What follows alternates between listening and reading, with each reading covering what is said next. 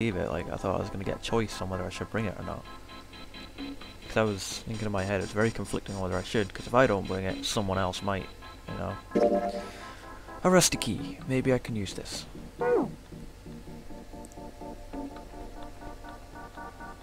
Alright, was it up the stairs I needed to go? Let's just put this key in here and... Yes, sounds like that did it. Yay, it looks like it's open, Jumpy. I see. This key should open this door. Hey, what are you waiting for? Let's go. Yes, it's opening. You found it.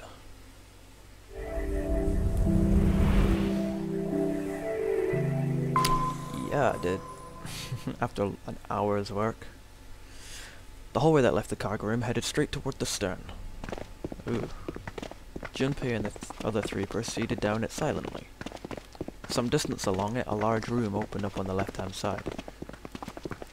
It looked familiar. We're not back in the hospital room, are we? Oh yeah, it's the place with the iron grating, so we came in that elevator there. An iron grate covered each of the elevators.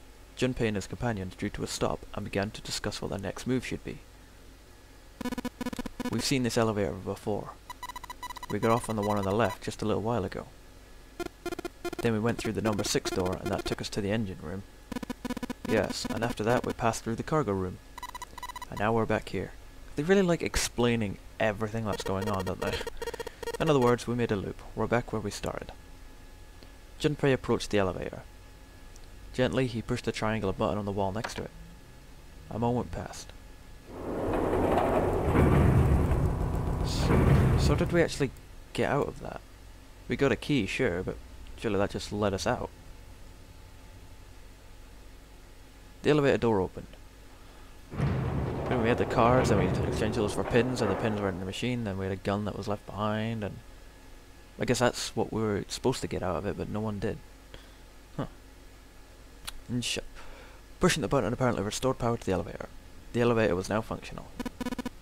What do we do? Should we return to C deck? No, this hallway keeps going. Even if we do end up going back, I think we should see what's down there first. I agree. Let's go. The decision made, Junpei and his companions left the elevators behind and continued down the hallway. Sometime later, Santa, who had been walking several paces in front of the rest, suddenly stopped. Huh? Set in the wall in front of him was a door. So far as Junpei could see, there was no other way to proceed. It was the door or nothing. Alright, let's open it. Junpei took a deep breath, readied himself, then grabbed the doorknob and pulled the door open.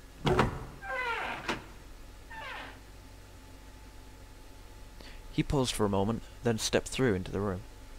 And there he saw the number that had hung over the head since they'd woken up. Ooh, number 9. 9.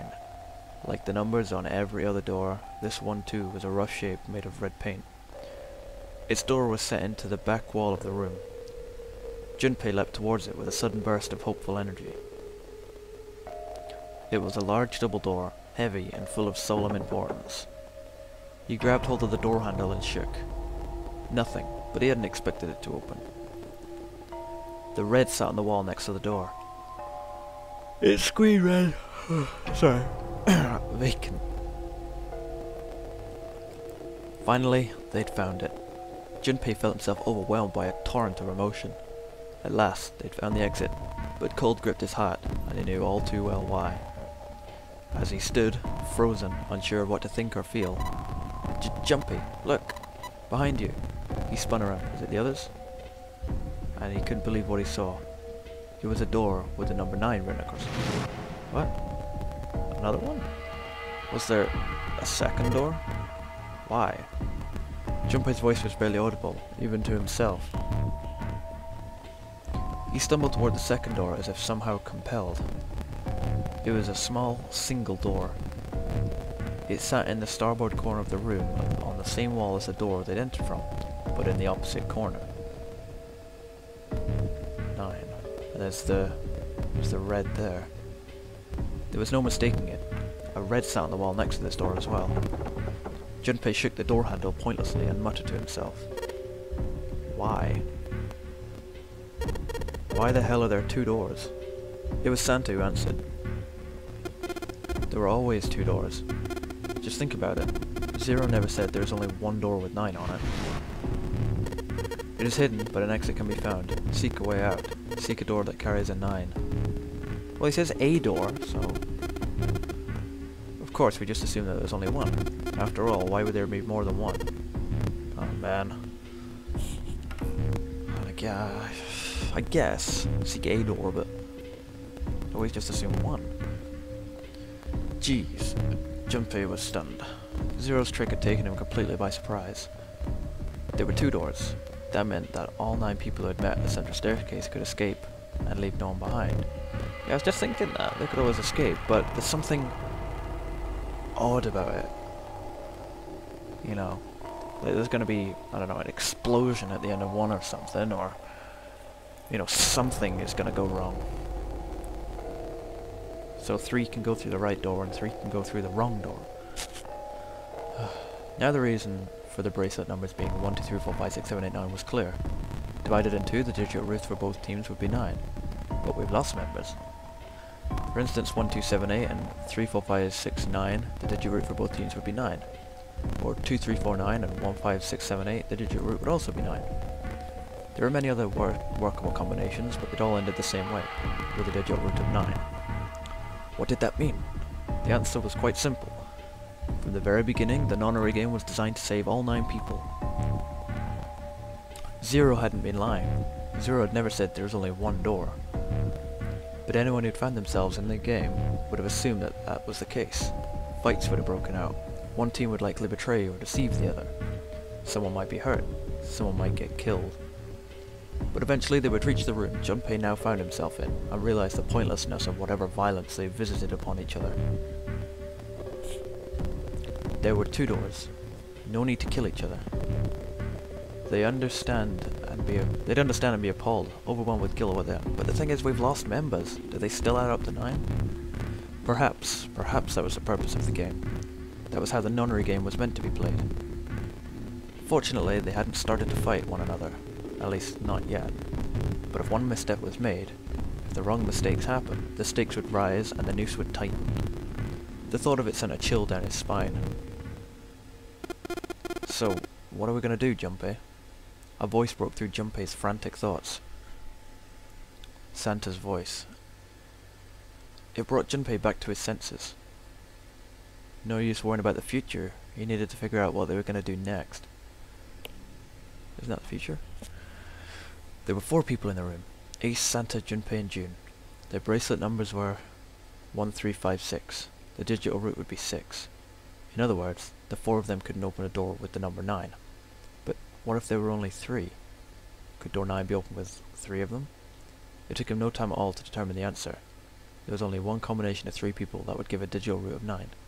1, 3, and 5. So, no June, huh? That would mean... No. We gotta go back. That wasn't a possibility he was willing to consider. Santa and Ace agreed. Yep, I agree. We cannot leave June behind. Junpei let out a breath he hadn't realized he'd been holding. Are you sure? I don't mind staying. June's body betrayed her true feelings. Her eyes were met with the beginnings of tears and her legs shook. It's okay. There's no way we'd leave you behind. Santa had said what Junpei had known the moment he realized which 3 people could go through the door. Besides, I'd rather drown at the bottom of the ocean than escape with this. Sausage fest. Maybe I'll get to go to Atlanta. Are you sure you don't mean Atlantis? Oh, right. Ha ha ha. Ha ha ha ha ha. Perhaps it was the sudden reassurance that no one wanted to leave June behind, but Junpei laughed harder than he had in some time. Santa and Ace smiled. You guys. June blinked tears from her eyes and bit her lip. She didn't seem to know what else to say. Very well. Best we head back to C-Deck then. We should be able to take the elevator we passed earlier. Perhaps Clover, 7 and Lotus will have returned from door number 1. Even if they spoke, they knew finding the others wouldn't improve the situation. There was no way they could be split into teams that could both go through the doors. Ace knew it. They all knew it. Yeah, I was just thinking that. But there was nothing else they could do. they would find the other three and search for another solution. Alright, let's go. Ace looked at all three of them, then turned and headed through the door. Santa and June followed. Junpei started toward the door, then stopped. He'd been too busy with other concerns to notice the room himself. It didn't seem terribly important now, but what exactly was it? Junpei looked around the room for the first time, noticing the things that weren't doors with 9 on them. Is that a church? Like a chapel? A red carpet ran between 2 columns of the wooden benches that ran the length of the room. Yeah, it's gotta be a chapel. The carpet began at the large set of double doors and ran towards the bow.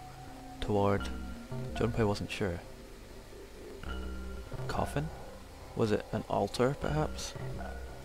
There was a small rectangular alcove at the end of the carpet, and inside the alcove was a raised platform. Resting on top of the platform was a coffin. A coffin. A coffin. What on earth was a coffin doing in a place like this? But before Junpei had time to answer that question,